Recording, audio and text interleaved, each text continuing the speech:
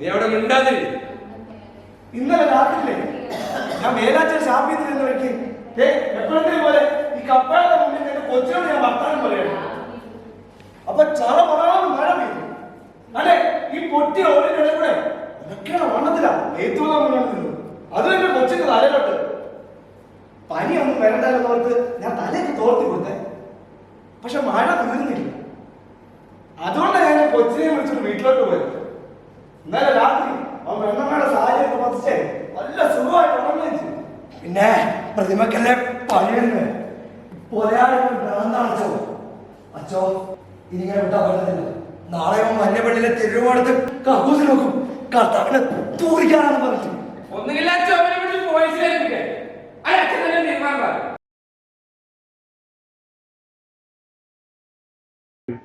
കോട്ടയം 17 പിന്നെ അതിനകത്തുള്ള ഉണ്ണിയേശുവിനെ അവര് കുഞ്ഞും പെണ്ണമ്മയും എടുത്തുകൊണ്ട് പോകുന്നു. ഉണ്ണിയേശുവിന്റെ തിരുരൂപത്തെ എടുത്തുകൊണ്ട് പോകുന്നു എന്നുള്ളൊരു അങ്ങനത്തെ ഒരു ഫാക്ട് ഇല്ലേ, അതിന്റെ ഒരു ഹൈ ആണ് ചെയ്യാന് കൂടുതൽ അതിനകത്ത് ഹിൻ ചെയ്യിപ്പിച്ചത്.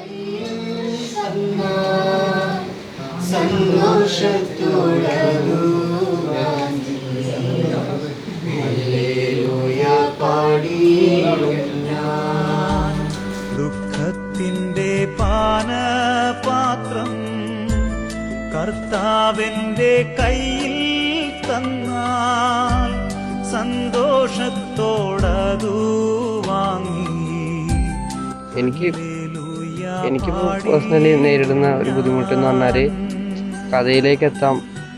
അത് എങ്ങനെ അതിൻ്റെ ഒരു പ്രോസസ്സില്ലേ, സ്ക്രിപ്റ്റിന് ഇരിക്കുക, സ്ക്രിപ്റ്റ് എഴുതുക, എങ്ങനെ അതിൻ്റെ ആ ഒരു ആരംഭഘട്ടത്തിൽ ഒരു കഥയിലേക്ക് കടക്കുക എന്നുള്ളതാണ്. അതിനകത്താണ് ഞാൻ സ്റ്റെക്ക് എനിക്ക് പേഴ്സണലി ഫീൽ ചെയ്യുന്നത്.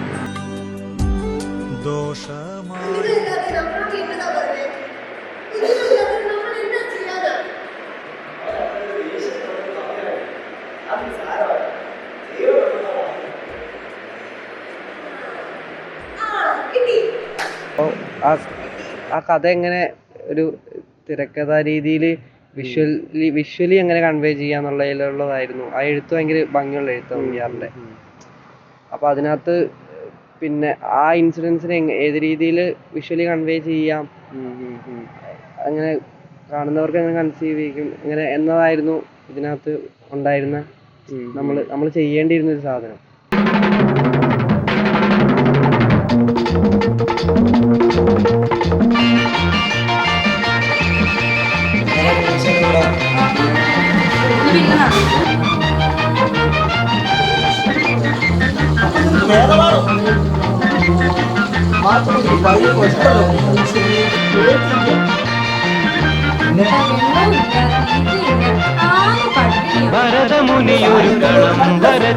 അച്ചോ അവരോമി എന്താ ഉണ്ണി വെച്ച് അപ്രത്യക്ഷമായോ?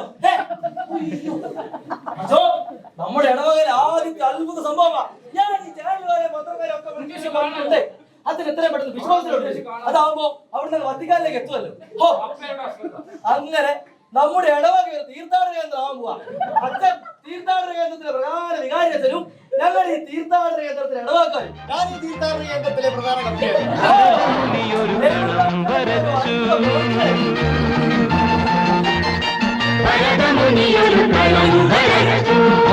കാളിദാസർ കരുക്കൾ വെച്ചു,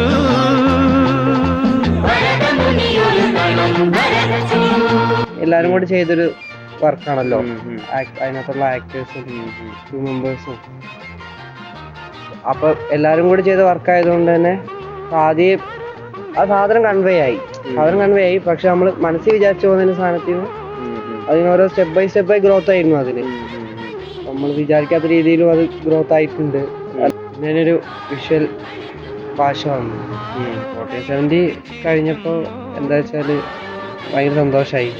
കാരണം അങ്ങനെ നമ്മൾ അനുഭവിക്കണം എന്ന് ആഗ്രഹിക്കുന്ന ഒരു സാധനത്തിൻ്റെ പിന്നെ